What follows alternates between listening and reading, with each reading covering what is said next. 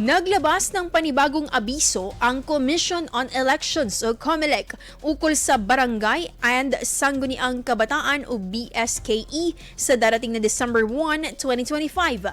Ayon sa inamyendahang BSKE 2025 Calendar of Activities, bubuksan ang voters registration sa August 1 hanggang 10, habang sa August 1 to 7 ay aarangkada ang Special Register Anywhere Program o SRAP at online filing at applications for reactivation.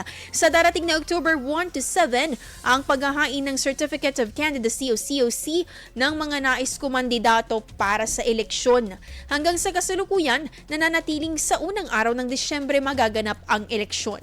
Samantala, hinihintay pa ang desisyon ni Pangulong Bongbong Marcos ukol sa ipinapanukalang postponement bill ng BSKE. IFM News. IFM News. IFM.